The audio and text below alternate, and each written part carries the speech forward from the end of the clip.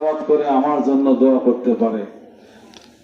হাজারো মানুষকে ভাড়া করার চাইতে নিজের সন্তান জানাজা করলে, নিজের মেয়ে কোরআন তেলাওয়াত করে দোয়া করলে সেটাই আল্লাহ বেশি পছন্দ করেন। সুবহানাল্লাহ।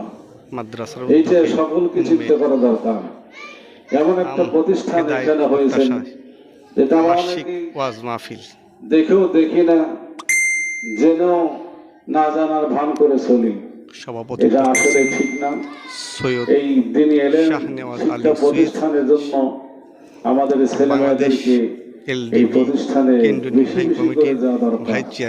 আজকে একটা ছেলে ইংরেজি প্রাইভেট পড়ার জন্য মাসে ৫,০০০ টাকা দেওয়া হয়, তারপরেও পিতা মাতার শর্ত আমরা দেই না।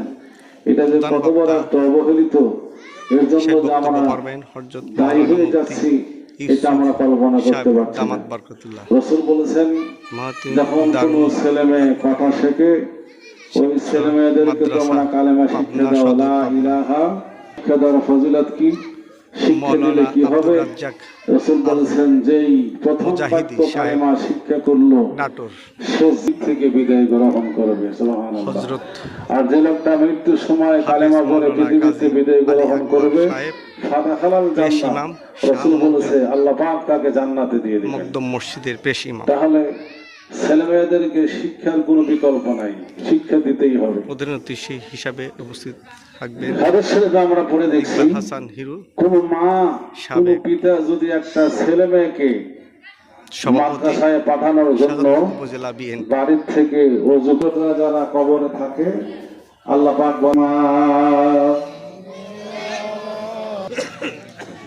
সাংবাদিক আবুল কাশেম ফরিদাতুন আলা কুল্লি মুসলিমিন ওয়া মুসলিমা।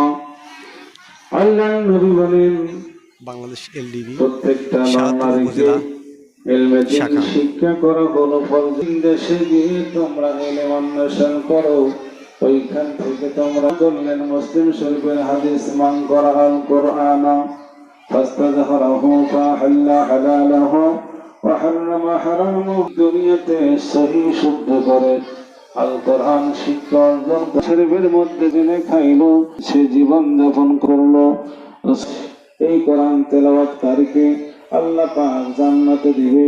শুধু জান্নাতেই দিবে না, আল্লাহ বলবে আমি আল্লাহ পাক তোমাকে একটা ক্ষমতা দিয়ে দিলাম। কি ক্ষমতা দিয়ে দিল?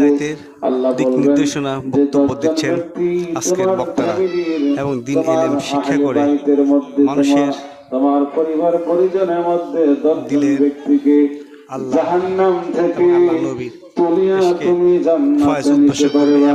এবং এই মাদ্রাসা থেকে শিক্ষা গ্রহণ করে তারা বিভিন্ন স্থানের মাদ্রাসা শিক্ষকতা এবং মানুষকে দ্বীনের দাওয়াত দিবেন।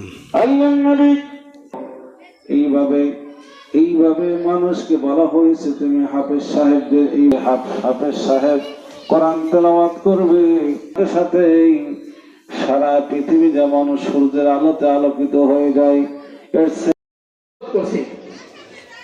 মারিয়া মামুনি প্রথম, দ্বিতীয় হয়েছে মামুনিদেরকে আল্লাহ রুকাইয়াকে কবুল করে নেন।